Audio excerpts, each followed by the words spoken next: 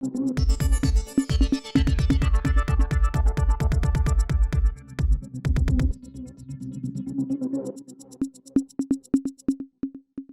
Sir. Sir வணக்கம்.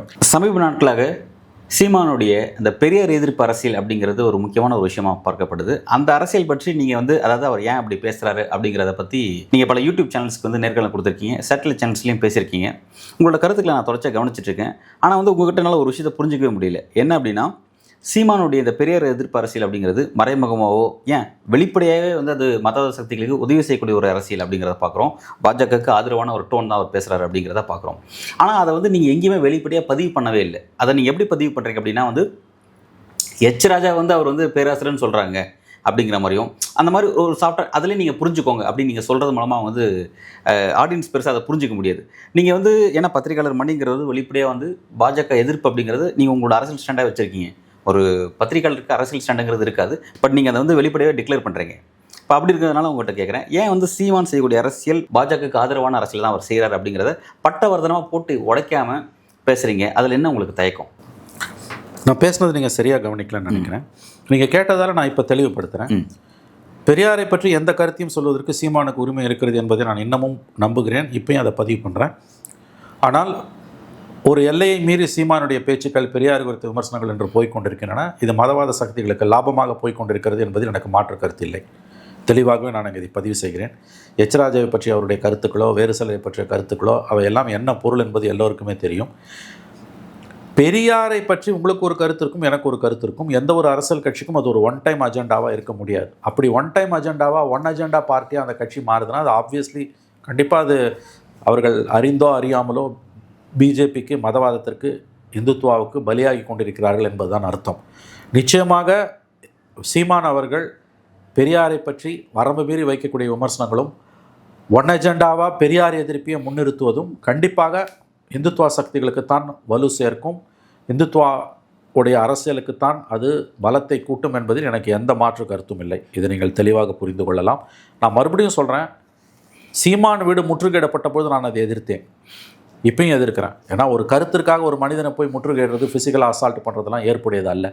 ஆனால் தன்னுடைய அரசியலின் மூலம் சீமான் தெரிந்தோ தெரியாமலோ இங்கு மதவாத சக்திகளுக்கு அவர் உதவி செய்து கொண்டிருக்கிறார் என்ற கருத்து ஒதுக்கி தள்ளிவிட முடியாது. இதை கடந்து சீமான் போகணும். தெரிந்தோ தெரியாமலோ தான் சொல்கிறேன். தெரிஞ்சோ தெரியாமலோ அப்படி தான் நான் சொல்கிறேன். இன்னமும் நான் பெனிஃபிட் ஆஃப் டவுட்டை தான் கொடுக்க விரும்புகிறேன்.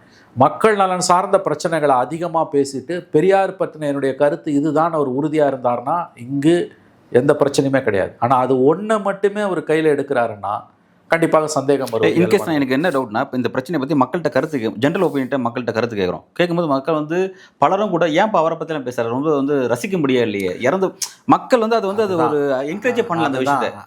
அதுதான் எனக்கு ரொம்ப முக்கியமாக. அது இந்திய மரபு. அது நீங்கள் மறைந்த தலைவர்களை பற்றி நீங்கள் தவறாக பேசுனீங்கன்னா இந்திய மரபு அதை ஏற்றுக்கொள்ளாது. 52 ஆண்டுகளுக்கு முன்பு மறைந்த ஒரு தலைவரை பற்றி பேசும்போது பாசிட்டிவாக பேசணும், இல்லை கடந்து போயிடணும். நெகட்டிவாக கூட பேசலாம். அது ஒரு அகடமிக் டிஸ்கஷனாக இருக்குமே ஒழிய பொதுவெளியில் வச்சு நீங்கள் நாளும் பொழுதும் அதை பேசுகிறது மறைந்த தலைவர்களை பற்றி மக்கள் ரசிக்க மாட்டார்கள். அதுக்குள்ளே ஒரு ஆழமான அரசியல் இருக்குது, அதை நான் மறுக்கவே இல்லை. அந்த அரசியலை நீங்கள் குறிப்பிட மாட்டேங்கிறீங்களோ அப்படிங்கிற ஒரு பார்வை இல்லை நான் தெளிவாக என்ன புரிஞ்சுக்கிட்டவங்களுக்கு அது அந்த இப்போ தெளிவுபடுத்துகிறேன். இப்போ அதுக்காக டெய்லி நான் நெஞ்சு கழிச்சு காமிக்க முடியாது. டெய்லி காலைல உட்காந்துக்கிட்டு நான் தினம் என் ஸ்டாண்டை சொல்ல முடியாது. நான் அப்பயும் சொல்கிறேன், இப்பயும் சொல்கிறேன், தெளிவான வார்த்தைகளையே சொல்கிறேன். பெரியாரை பற்றி எனக்கு என்னுடைய கோபம் என்ன வந்ததுன்னா, சீமான் எதிர்ப்பாளர்கள் மீது. சீமான் இன்றைக்கி தமிழ்நாட்டில் பெரியாரை பற்றி இருக்கக்கூடிய ஒரு பொதுவான கருத்துக்கு மாற்று கருத்து வைக்கக்கூடியவங்களெல்லாம் சிலுவையில் அறக்கூடிய ஒரு போக்கு இருக்குது. அதை ஏற்றுக்கொள்ள முடியாது. அதாவது கட்சிக்குள்ள அந்த நாட்டில் இருக்கவே கூடாது, வெளில போங்க. இல்லை அதை சொல்ல நான் பொது புத்தியில் இங்கே தமிழ்நாட்டில் எக்ஸப்ட் பிஜேபி வேறு யாரும் பெரியாரை விமர்சனம் பண்ணுறது கிடையாது. பிஜேபியும் பார்த்தீங்கன்னா பெரியாரை ஒன்றும் பெரிய அளவு விமர்சனம் பண்ணி, இன்ஃபேக்ட் சீமான் அளவு கூட பிஜேபி அதில் 10ல் 1 பங்கு கூட பண்ணலாம். அண்ணாமலை என்ன சொன்னார், கொஞ்சம் ஓவராக தான் போயிட்டாரு போலன்னு தான் சொன்னார். ஏன்னா அந்த பயம் இருக்குது அவங்களுக்கு. வாக்கு வங்கி அரசு இதுதாங்க பிரச்சனை. வாக்கு வங்கி அரசில் இருக்கக்கூடிய ஓட்டு வாங்கணுன்ற முனைப்பில் இருக்கக்கூடிய எல்லாருக்கும் இன்க்ளூடிங் பிஜேபி பெரியாரை நம்ம தொடக்கூடாதுன்ற ஒரு கவலை இருக்குது. அண்ணாமலை அதனால தான் அந்த வார்த்தையை சொன்னார், கொஞ்சம் ஓவராக தான் போயிட்டாரு போகிறேன்னு. ஆனால் எந்த கவலையுமே சீமானுக்கு இல்லைன்னா சீமான் ஜெயிக்கணும்னு விரும்பல. இல்லை, சீமானுக்கு அந்த கவலை இல்லைன்னா எனக்கு ஒரு ஆச்சரியம் இருக்குது. ஏன்னா ஈரோடு எலெக்ஷன் நடப்ப ஒரு சீரியஸான பிரச்சனை போயிட்டு இருக்கு. அப்போ ஈரோடு எலெக்ஷன் நடந்துட்டு இருக்கு. அந்த நேரத்தில் திருப்பரங்குன்ற பிரச்சனை ஒரு சீரியஸான பிரச்சனை போயிட்டு இருக்கு. அவர் அது குறித்து கருத்தை சொல்ல 5ஆம் தேதி எலெக்ஷன் முடிஞ்சு 6ஆம் தேதி பேசுறாரு. அவரும் எல்லாருமே என்ன சொல்ல வரேன்னா அதை புரிஞ்சுக்கோங்க. நீங்கள் சீமானை பற்றி என்னுடைய பார்வை என்பது அதை சொல்கிறதுக்கான உரிமை அவருக்கு இருக்குது. மாற்று கருத்து வைக்கிற காரணத்திலே அவரை சிலுவையில் ஏறதை ஏற்றுக்கொள்ள முடியாது, அவர் ஊட்ட அடிக்கிறது, இந்த கதையெல்லாம் ஏற்றுக்க முடியாது. பெரியாரும் விமர்சனத்துக்கு உட்பட்டவர் தான். இது ஒன்று. ரெண்டாவது, சீமானை பொறுத்த வரைக்கும் அவர் அளவு கடந்து போய் கொண்டிருக்கிறார் என்பது உண்மை. மூன்றாவது, ஒன் அஜெண்டா பார்ட்டியாக பெரியார் மட்டுமே அவருடைய ஒரு அரசியலினுடைய ஒரு உள்ளடக்கமாக இருக்குமே என்றால் அதை கண்டிப்பாக ஏற்றுக்கொள்ள முடியாது. அது சீமானுக்கு நல்லதில்லை. இப்போ பேட்டி எடுக்கும்போது சொன்னவங்க மாதிரி பெரும்பாலானவங்க வந்து ஏற்றுக்க மாட்டாங்க. பெரியாரை பிடிக்காதவங்க பெரியாரை கடந்து போயிடுவாங்க. பெரியாரை தினமும் தூஷிக்கிறதை ஏற்றுக்க மாட்டாங்க. ஒரு அரசியல் கட்சியிடமிருந்து மக்கள் எதிர்பார்ப்பது என்னென்னா, அன்றாட வாழ்க்கை பிரச்சனைகள், மக்களை பாதிக்கக்கூடிய பிரச்சனைகளில் உங்களுடைய நிலைப்பாடு என்ன, மக்களுக்காக நீங்கள் என்ன போராட போகிறீங்கன்றது தான். மறைந்த தலைவர்களை பற்றிய கருத்துக்களோ அந்த சித்தாந்தங்களுடைய கருத்துக்களோ பெரிய அளவில் போய் கீழே வந்து மக்கள் மத்தியில் தாக்கத்தை ஏற்படுத்துறது கிடையாது. நல்லா ஞாபகம் வச்சுக்கோங்க, பெரியார் வந்து ஒரு எலக்ட்ரல் இஷ்யூவாக எந்த காலத்துலையுமே இருந்தது கிடையாது. நீ பெரியாரை பற்றி உன் கருத்து என்னவா வேணா இருக்கலாம், நீ பெரியாரை ஆதரித்தாலும் எதிர்த்தாலும் ஓட்டு வாங்குறதுக்கோ வாங்காமல் இருக்கிறதுக்கோ அது ஒரு காரணமே கிடையாது. ஆனால் இப்போ ஈரோடு எலெக்ஷனில் வந்து 24,000 வாக்கு வாங்கினதுக்கான பெரியார் எதிர்ப்பு நாங்கள் கரெக்டாக செஞ்சோம், அதனால அந்த மண்ணிலே நாங்கள் அவ்வளோ இல்லை. இது ஆராய வேண்டிய விஷயம். அடுத்த எலெக்ஷனில் வந்து அவருக்கு பெரிய அடுத்த ஒரு வருஷத்தில் நமக்கு எலெக்ஷன் 4 மாதத்தில் கண்டிப்பாக இந்த 24,000 ஓட்டு அங்கே அவர் சீமானுக்கு விழாது, நிச்சயமாக விழாது. அவ்வளோ ஓட்டெல்லாம் விழாது அவருக்கு. இது மேபி அந்த பிஜேபி ஓட்டு கணிசமான ஓட்டு நகர்ந்துருக்கலாம், நான் மறுக்கல, அது எல்லாத்தையுமே மறுக்கல. அதனால தான் சொன்னேன், அவருடைய இந்த அஜெண்டா அடுத்த கட்டத்துக்கு நான் இன்னொன்று சொல்லட்டுமா, தொடர்ந்து அவர் இதை பேசினாருன்னா பிஜேபி ஓட்டு அவருக்கு விழாது. இந்த பெரியார் எதிர்ப்பை கண்டினியூஸாக பேசுறாருன்னு வச்சுக்கோங்க, ஏன் சார் அது அடுத்த அங்கே போயிடுவாங்க. அவங்க தற்காலிகமாக தான் சீமானை ரசிக்கிறாங்க. ஒருபோது சீமான் அவர்களுக்கான பிரதிநிதி இல்லை, இதை புரிஞ்சுக்கோங்க நீங்க. ஓகே, சீமானை வந்து தற்காலிகமாக அவர் ஒரு டெம்பரவரி அட்ஹாக் அவர். அதனால தான் பாஜகவே தீவிரமாக பெரியார் இது பேசாமல் இருக்காங்க. இல்லைங்க, பிஜேபிக்கு அந்த பயம் இருக்குங்க. பெரியார் வந்து ஒரு காம்ப்ளிகேட்டட் சப்ஜெக்ட்டுங்க. அது வந்து நீங்க கலைஞர் திமுக ஏங்க வெளியில் வந்து அதை சொல்லுங்க. இது ரொம்ப ஆழமான சப்ஜெக்ட். நான் சொல்கிறேன், நம்ம இன்னும் பல மணி நேரம் பேச வேண்டிய சப்ஜெக்ட். இல்லை, அந்த விஷயம் இருங்க. 49 ஏன் வெளியில் வந்தது? அண்ணாதுரையும் கலைஞர் கருணாநிதியும் 49லேருந்து 67 வரைக்கும் பெரியார் மீது வைத்த விமர்சனம், திமுகன்ற கட்சியோட ஜனனம் பிறப்பே தீகாக்கு எதிரானது. தீகா பேசுகிற பாலிடிக்ஸை திமுக பேசினா விளங்காதுன்ட்டு தான் அவங்க வெளியில் வராங்க. கடவுளை கும்பிடுபவன் காட்டு மிராண்டி அப்படின்லாம் பேசி அயோக்கியன்லாம் சொன்ன, முட்டாள்னு சொன்ன ஒரு இயக்கத்துலேருந்து வெளியில் வந்து ஒன்றே குலம் ஒருவனே தேவன் வரும்போது இது வேற அது வேற. அங்கேயே நீங்கள் இதை புரிஞ்சுக்கணும். இந்த 18 வருடம் அவர்கள் 2 பேர் அந்த இலக்கியங்கள் அந்த லிட்ரேச்சரை, விடுதலையையும் முரசொலியையும், தீகா அண்ட் திமுகவில் வந்த ஆர்டிகல்ஸை, செய்திகளை படிச்சிங்கன்னா, காய்தல் ஒருத்தர் எல்லாமே படிச்சிங்கன்னா, இவங்க 2 பேரும் நேர் எதிரானவங்க. இவங்க 2 பேரும் ஒருத்தர் விமர்சனம் பண்ண மாதிரி இன்னைக்கு இவர்களை மற்றவர்களை யாரும் விமர்சனம் பண்ணல. ஆனால் 67 ஆட்சி வந்தோடனே அவங்களுக்கு தெளிவாக புரியுது. ராஜாஜி திமுகவுக்கு ஆதரவாக இருக்காரு, கருணாநிதிக்கு ஒரு திமுக ஓட்டு போடாதீங்கன்னு பிரச்சாரம் பண்ணவர் பெரியார். பெரியாரோட பிரச்சாரத்தை மீறி தான் திமுக ஜெயிக்கும். ஆனால் ஜெயிச்ச உடனே அவங்க காம்ப்ரமைஸ் ஆகிறாங்க. அடுத்த 2 வருஷத்தில் அண்ணா இறந்து போகிறாரு, 4 வருஷத்தில் பெரியார் இறந்து போகிறார். அதன் பிறகு வந்து பெரியாரோட கொள்கைகளை உள்வாங்கியதாக சொன்னாலும் இன்றைக்கி வந்து திராவிட முன்னேற்ற கழகத்தில் இருக்கவங்கள 90% வந்து சாமி கும்பிட்றவங்க, பெரியாருடைய கொள்கைகளுக்கு வந்து சம்பந்தம் இல்லாதவர்கள், சமூக நீதின்ற ஒன்றை தவிர. பெரியாருடைய மிகப்பெரிய ஒரு கான்ட்ரிபியூஷன் வந்து ஆன்டி பிராமனிசம் தானே ஒழிய கடவுள் மறுப்பு கிடையாது. இந்த புரிதல் வந்து சீமானுக்கு வந்து அவர் தெரிஞ்ச இப்படி பேசுகிறாரா தெரியாமல் பேசுகிறாரான்னு எனக்கு தெரியல. ஏன்னா எல்லா நான் பிராமினுக்குமே பெரியார் மேலே ஒரு சாஃப்ட் கார்னர் இருக்கும் தமிழ்நாட்டில். ஹிந்துஸாக இருக்கட்டும், முஸ்லீம்ஸாக இருக்கட்டும், கிறிஸ்டின்ஸாக இருக்கட்டும். முஸ்லீம்ஸ் கிறிஸ்டின்ஸு கூட வைங்க, மைனாரிட்டிஸ். ஹிந்துக்களில் நான் பிராமின்ஸ் 3% தான் பிராமின்ஸ். 97% இருக்கக்கூடிய பிராமணர்கள் அல்லாதவங்க கிட்ட, அவங்க பழுத்த ஆத்திகர்கள்கிட்ட கூட வந்து ஆணோ பெண்ணோ எல்லா வயதினர் மத்தியிலுமே பெரியார்கிட்ட ஒரு சாஃப்ட் கார்னர் இருக்குது. ஏன்னா அன்னைக்கு இருந்த அந்த பிராமின் டாமினேஷனை உடைச்சவர் பெரியார். அதுதான் கான்ட்ரிபியூஷனே தவிர எத்திசம்னு சொல்லக்கூடிய கடவுள் மறுப்பு ஒரு நாத்திக கொள்கை அவரோட கான்ட்ரிபியூஷன் கிடையாது. பிராமினிக்கல் ஃபோர்ஸஸ் இன்றைக்கி வந்து சீமானா அவங்களுக்கான ஒரு எப்படி பார்க்குறது, இன்றைக்கி அவங்களுக்கு கொண்டாட்டமாக இருக்குது, என்றைக்குமே கொண்டாட்டமாக இருக்காது. அது ஞாபகம் வச்சுக்கோங்க. 1 இயருக்குலாம் தாங்காது. சீமானை வந்து அவங்க நிரந்தரமாலாம் தூக்கி பிடிக்க மாட்டாங்க. சீமானோட அரசியல் நீங்கள் பார்த்தீங்கன்னா இது வந்து பெரியாரை பற்றின விமர்சனம் மட்டும் இல்லை அன்பு, அதை தாண்டி அவருடைய அரசியல் நேர்மறையாக எதிர்மறையாக தானே போயிட்டுருக்கு. இப்போ விஜய் வந்து தேர்தல் வகுப்பாளரை வச்சா உங்களுக்கு என்ன வந்தது? உங்களுக்கு தான் ஜெயிக்கணும்னு எண்ணமே இல்லைல்ல. பணம் கொழுப்பான்னு கேட்குறதுலாம் என்ன பேச்சு இது? ஆகவே இந்த அரசியல் எதிர்மறையான அரசியல் நீண்ட நாள் நீடிக்காது. வாக்கு வங்கி அரசியலில் இருக்கக்கூடிய எந்த ஒரு கட்சியும் நான் தொடர் தோல்விகளை சந்திப்பேன் என்று சொல்லுவது அபத்தமானது, அது ரொம்ப முரண்பாடானது. அந்த கட்சியையே அது கலகலக்க வைத்துவிடும். அவருடைய ஆதரவாளர்கள் மத்தியிலே அதற்கு கண்டிப்பாக எதிர்ப்பு கிளம்பும். திராவிடர் கழகம் மாதிரி நீ சமுதாய இயக்கமாக வாக்கு வங்கி அரசியல் இல்லாமல் ஒதுங்கி நின்னா 100 ஆண்டுகள் கூட தாக்கு பிடிக்கும், சோஷியல் மூமெண்ட்டாக இருந்ததுன்னா. பட் ஒன்ஸ் எலக்ட்ரல் பாலிடிக்ஸ் உள்ளே போயிட்டேன்னு வச்சுக்கோங்க, ஜெயிக்கணும், எப்படியாவது ஜெயிக்கணும், எவன் கூட சேர்ந்தா ஜெயிக்கணும், இல்லைன்னா அதுக்கு அர்த்தமே கிடையாது. இப்போ இந்த இடத்துல நான் எனக்கு ஒரு கேள்வி, ஏன்னா நீங்கள் சீமான் வந்து பர்சனலாக வந்து இன்டர்வியூ எடுத்திருக்கீங்க, அவருக்கு அரசியல் தெளிவு இருக்கா இந்த விஷயம் எலக்ட்ரல் பாலிடிக்ஸ் வருது, அவருக்கு தெளிவு இருக்கா? நான் இந்த கேள்வி அவரை கேட்டேன். நான் சொன்னேன், நான் உங்கள் தொண்டர்கள் அதாவது தம்பிமார்கள் சோர்வடைஞ்சிட மாட்டாங்களா? என்ன சொல்கிறேன்னா, நான் ஜோக்காகவே சொன்னேன் அவர்கிட்ட, எனக்கு சீமானை விட சீமான் தம்பிமார்கள் மீது சொன்னீங்க ஒன்றுலாம் கேட்டேன். கொஞ்சம் ஷாக் ஆகிட்டார், அவங்கெல்லாம் கை தட்டினாங்க, கொஞ்சம் ஷாக் ஆகிட்டார். நான் சீமான் இல்லைன்னா தம்பிமார்கள் இல்லை அப்படின்னு சமாளித்தார் அவர். நான் அதை வந்து பர்பஸ்ஃபுல்லாக தான் போட்டேன் அவர்கிட்ட. அதனால் என்ன, நான் வந்து தொடர்ந்து தோல்வி அடைகிறேன்னா நான் செத்து விழுந்துருவேன், ஆனால் அடுத்த தலைமுறை நிற்குன்றாரு. இது ரொம்ப அபத்தமான பேச்சு. நான் திரும்ப சொன்னேன், நீங்கள் வாக்கு வங்கி அரசியலுக்கு உள்ளே போகாமல் இருந்தீங்கன்னா நான் இந்த கேள்வியை உங்களை கேட்க மாட்டேன். வாக்கு வங்கி அரசியலுக்கு உள்ளே போனீங்கன்னா வாக்கு வங்கி அரசியலோட அடிப்படையான குணாம்சம் என்பது காஷ்மீர்லேருந்து கன்னியாகுமரி வரைக்கும், நரேந்திர மோடியிலேருந்து மு.க. ஸ்டாலின் வரைக்கும் எல்லா கட்சிகளுமே வந்து கூட்டணி வச்சு தான் நிற்கிறாங்க. அதர்வைஸ் பாலிட்டிக்ஸே கிடையாது. ஆனால் நான் கூட்டணியே வைக்க மாட்டேன் அப்படின்னு சொல்கிறது, நீங்கள் ஜெயிக்க மாட்டீங்கன்றதை நீங்களே முன்கூட்டியே எழுதி கொடுத்துருங்க. அப்புறம் எவன் வருவான்? தோக்கிறதுக்காக எத்தனை நாள் உங்கள் பின்னால் தம்பிமார்கள் வருவார்கள்? இதுதான் என் கேள்வி. வருவார்கள்ன்றார் அவர். அது அவருடைய புரிதல். அதை தாண்டி நான் அவரை பற்றி கருத்து சொல்கிறது நேர்மையாக இருக்காது நான் நம்புகிறேன். ஏன்னா அவங்களாம் புரிஞ்சுக்கணும். இப்போ நீங்கள் பார்த்தீங்கன்னா 16 எலெக்ஷன், 19 எலெக்ஷன், 21 எலெக்ஷன், 24 எலெக்ஷன், இப்போ 26 வரப்போகுது. இந்த 8%ன்றது அதிகபட்சங்க. அது 26ல் குறையலாமல் வழியாக குறைஞ்சா கூட நான் ஆச்சரியப்பட மாட்டேன். குறையுமான்னு எனக்கு தெரியல, குறைஞ்சா ஆச்சரியப்பட மாட்டேன். எந்த விளையாட்டுமே அந்த விதிப்படி தான் ஆடணும். எனக்கு அதை பற்றி கவலையே இல்லை அப்படின்னு பேசுறது வந்து ஐ திங்க் அது ஒரு சரியான பதில் இல்லை. நான் உள்நோக்கம் கற்பிக்க விரும்பலை, பட் சரியான பதில் இல்லை அது. நீங்கள் புரிஞ்சுக்கோங்க, நீங்கள் வந்து பாலிட்டிக்ஸ்ன்றது என்ன? Compromise, art of possible. எல்லாமே காம்ப்ரமைஸ் தான், லைஃபே காம்ப்ரமைஸ் தான்.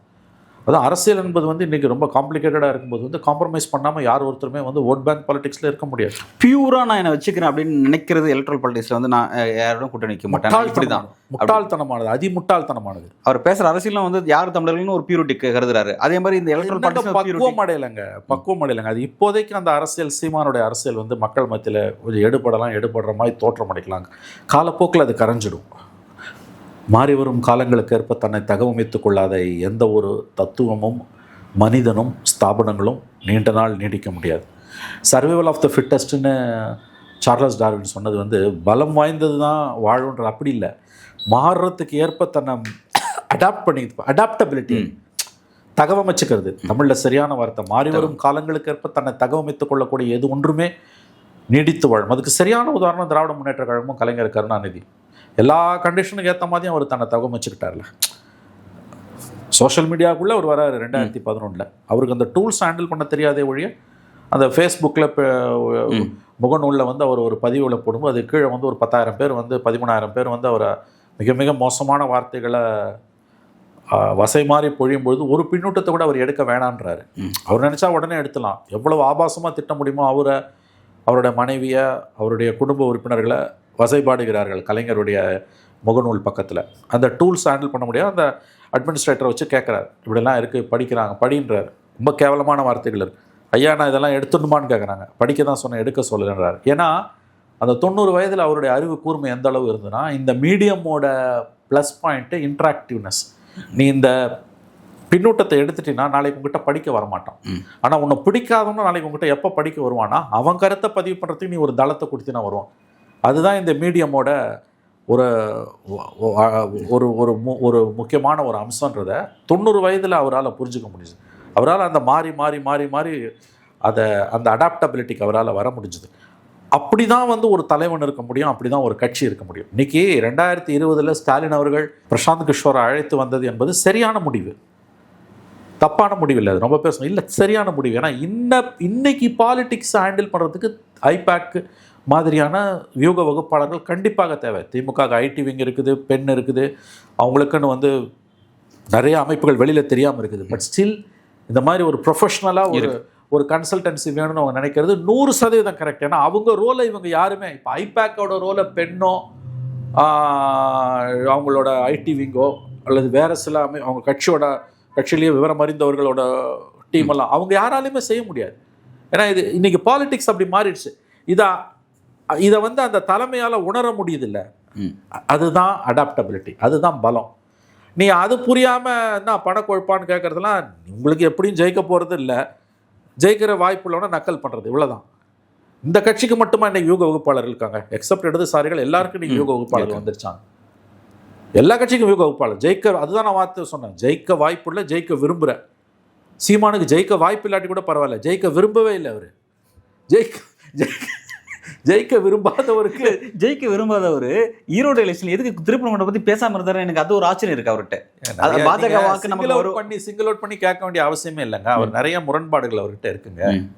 நீங்க போய் வந்து ஒரு பெரியாரை விமர்சனம் பண்றது ஒரு கட்சியோட ஃபுல் டைம் அஜெண்டாவை எப்படி அன்பு மாறும்? அதை சொல்லுங்களேன்.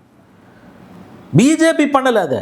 இத்தனைக்கும் பிஜேபி வந்து பிராமணிக்கல் விழுமிய பிராமணிய நலன்களை முன்னிலைப்படுத்தக்கூடிய, அதாவது வந்து வைதிக ஹிந்து மதத்தினருக்கான ஒரு கட்சின்றதுல மாற்று கருத்து. EWC நிறைவேற்றிய கட்சி. ஆமாம், அவ்வளோதான். அது வட இந்தியாவில் அதுக்கு அது ஜெயிச்சும் காமிக்கிறாங்க. மற்ற கம்யூனிட்டிஸ்க்கும் அவங்க உள்ள அடிக்குவேட் ப்ரெசன்டேஷன் இன்னைக்கு கொடுக்குறாங்க.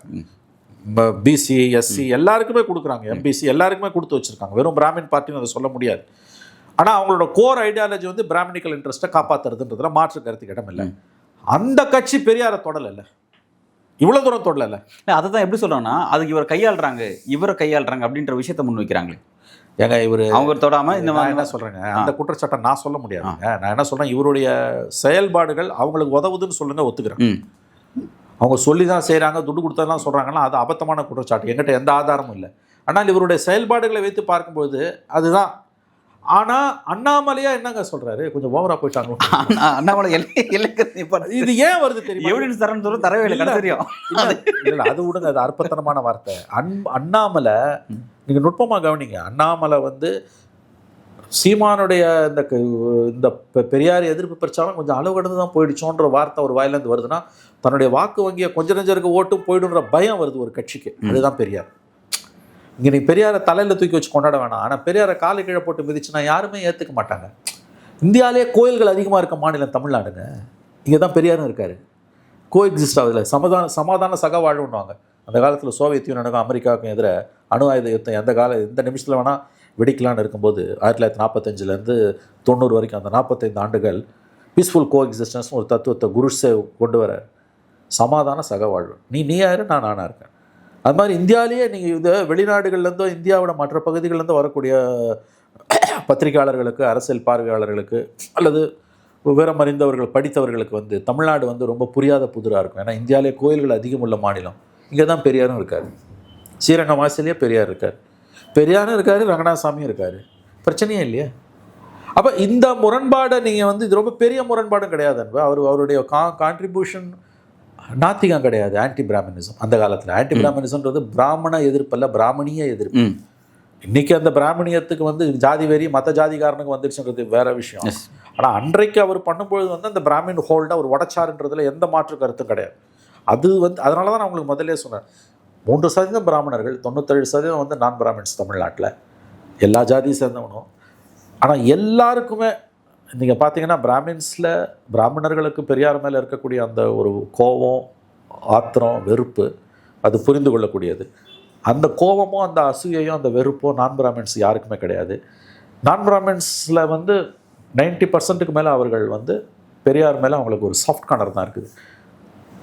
அதனால் அவங்க வந்து சீமானுடைய பெரியார் எதிர்ப்பை ஏற்றுக்கொள்ள மாட்டார்கள். இது வந்து வாக்கு வங்கி அரசியலில் சீமானை எதிராக தான் திரும்புமே ஒழிய சீமானுக்கு எந்த லாபத்தையும் கொடுக்காது. இந்த அஜெண்டாவை அவர் தொடர்ந்து பண்ணவும் முடியாது. அடுத்த எலெக்ஷன் வரைக்கும்லாம் இது தாங்காது. மக்கள் பிரச்சனை தாங்க தாங்கும். மறைந்த தலைவர்களை பற்றின உங்களுடைய கருத்தோட்டங்கள் எதுவாக இருந்தாலும் அது வந்து ஒரு அகடமிக் டிஸ்கஷன் தான். ஒரு ஏசி ரூமில் உட்காந்து டீ சாப்பிட்டுக்கிட்டு பேச வேண்டிய விஷயம் அது, அவ்வளோதான். அதுவும் இந்த மாதிரியான ஒரு காம்ப்ளிகேட்டட் சப்ஜெக்டை வந்து நம்ம இப்படி கொச்சத்தனமாக போட்டு. இன்னொரு விஷயம் புரிஞ்சுக்கோங்க, 90 வயது வரைக்கும் வாழ்ந்தவர், கிட்டத்தட்ட 70 ஆண்டுகள் மேலே நிறைய அவர் எழுதியிருக்கார். இந்திய அரசியலில் வந்து ரொம்ப அதிகமாக சாவர வரைக்கும் எழுதினவங்க எனக்கு தெரிஞ்சு 3-4 பேர். மகாத்மா காந்தி, ஜவஹர்லால் நேரு, பெரியார், கலைஞர், கடைசி வரைக்கும் எழுதினவங்க. அவங்க நம்பின தத்துவங்களுக்காக. அதில் இவங்க எல்லாருலேயும் விட ரொம்ப வயதானவர்களும் பார்த்திங்கன்னா கலைஞரும் பெரியாரும் தான். அதில் வந்து பெரியார் மாதிரி அரசியல், கலைஞர் மாதிரி கலைஞரும் அரசியலுக்கு போயிட்டார். பெரியார் மாதிரி இருக்கக்கூடியவங்க வந்து ஒரு 90 வயதுக்கு மேலே வாழ்ந்து 70 ஆண்டு காலம் வாழ்ந்திருக்காங்கன்னா அதில் முரண்பாடுகள் வரதான் செய்யும். ஏன்னா காலப்போக்கில் சில ஸ்டாண்ட் அவங்க மாற்றி தான் எடுப்பாங்க. பை அண்ட் லார்ஜாக நம்ம புரிஞ்சுக்கணும், பிட்ஸ் அண்ட் பீசஸில் எடுத்துக்கூடாது. யானையை எப்படி பார்க்கணும் அந்த மாதிரி தான் சீமானுடைய அரசியல் வந்து இந்த அரசியல் பெரியாரை எதிர்ப்பு அரசியல் நீண்ட நாள் அவருக்கு நன்மையை கொடுக்காதுன்னு தான் நான் பார்க்குறேன். சீமான் எதிர்ப்பு அரசியல், பெரியார் எதிர்ப்பு அரசியல் சீமானுக்கு லாங் டேர்மில், தொலைநோக்கு பார்வையில் பார்த்தீங்கன்னா அவருக்கு லாபத்தை கொடுக்காது. அவர் மக்கள் பிரச்சனைகளை எடுத்து தான் பிரதானமாக பேசணும். வேணும்னா ஊர்கா மாதிரி பெரியாரை தொட்டுக்கலாம். அப்படி இல்லைன்னா இதுவே பிரதானமாக போகுதுன்னா ரொம்ப நாள் இது ஓடாது. கொஞ்ச நாளில் மக்கள் அவரை நிராகரிச்சுடுவாங்க. யாரும் அதை சீரியஸாக எடுத்துக்க மாட்டாங்க. ஏன்னா இப்போ மக்கள்கிட்ட அந்த ஒப்பீனியன் கேட்டால் மக்கள் என்னமோ பண்ணிட்டு போகிறாங்க. இறந்துட்டாருங்க, 52 வருஷம் ஆகுதுங்க. இந்திய மரபு இறந்தவன் தெய்வத்துக்கு சமன்வான்.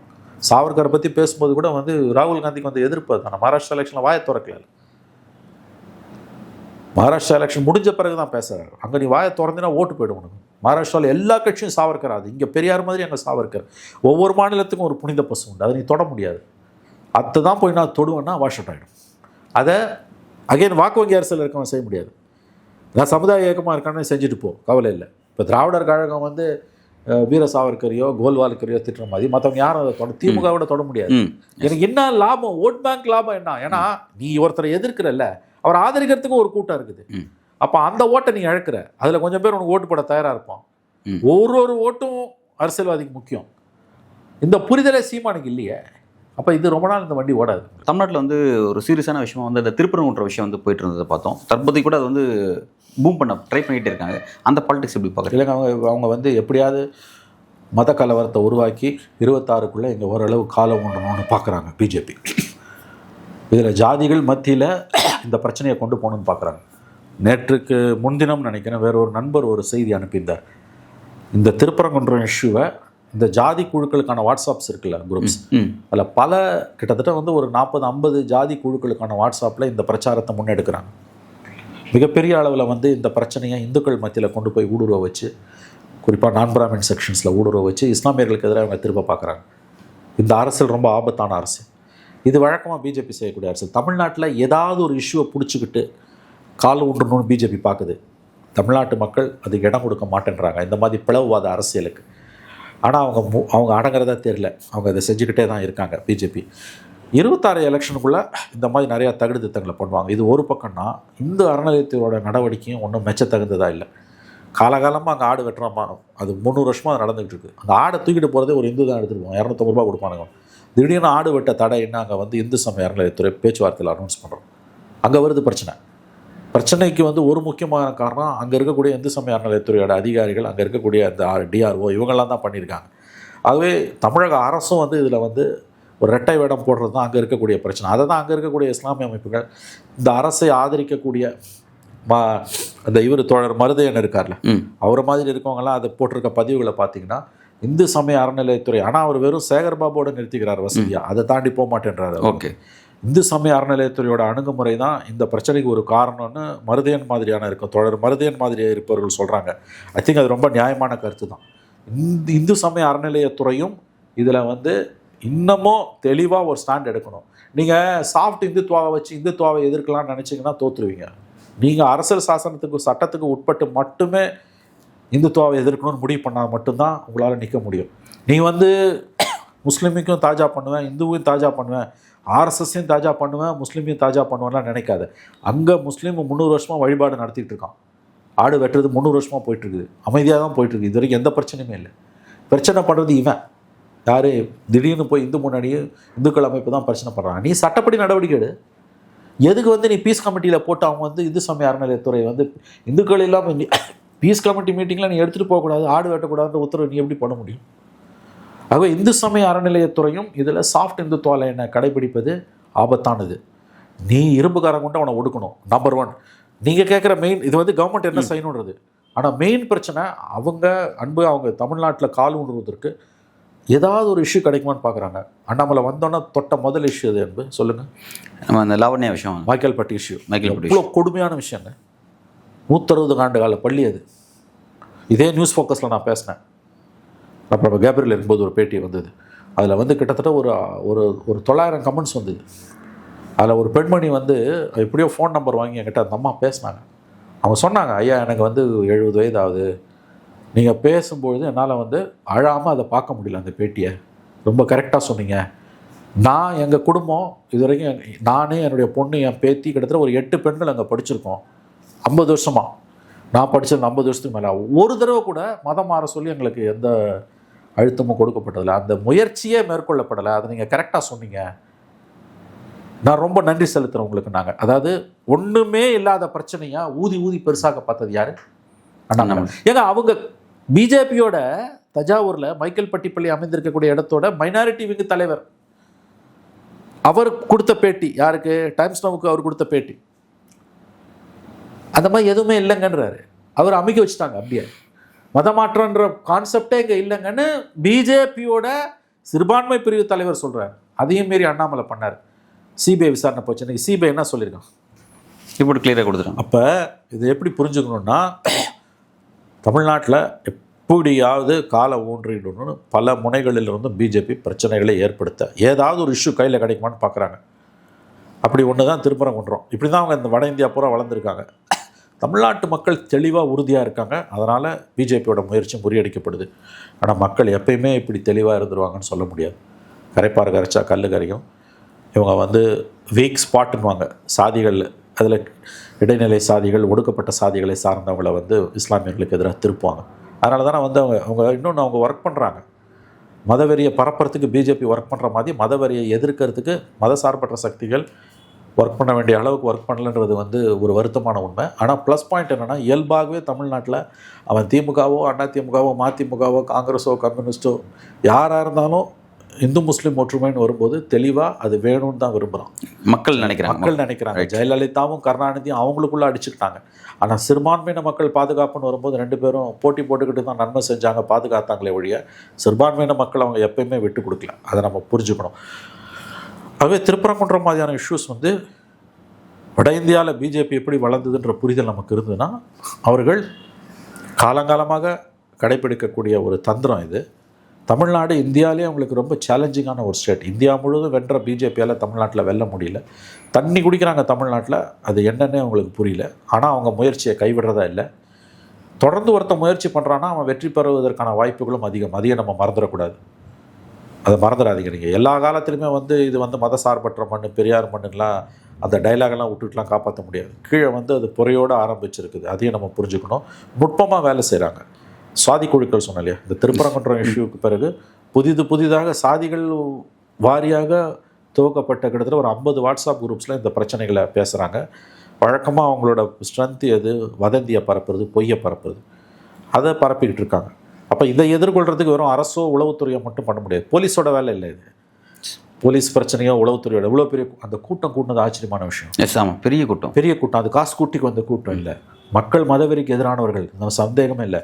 பிஜேபி தேவையில்லாமல் பிரச்சனையை உண்டாக்குது, மாற்றுக்கிறதுக்கு இடம் இல்லை. ஆனால் திருப்பரங்குன்றத்தில் அன்னைக்கு கூட்டம் தன்னெழுச்சியாக வந்த கூட்டம். அங்கே தான் பிஜேபி வளருவதற்கான ஸ்கோப் இருக்குன்றதையும் நம்ம புரிஞ்சுக்கணும். அப்போ இதை முறியடிக்கணும்னா மதசார்பற்ற சக்திகள் ஒன்று சேர்ந்து தான் இதை முறியடிக்க முடியும். பிஜேபியோட வளர்ச்சியை போலீஸை வச்சோ உளவுத்துறையை வச்சோ தடுக்க முடியாது. அரசியல் கட்சிகளுடைய அரசியல் பணிகள் மூலமாக தான் தடுக்க முடியும். ஒரு விரிவான உரையாடல் தமிழக அரசியல் பற்றி. மிக்க நன்றி சார். நன்றி அன்பு.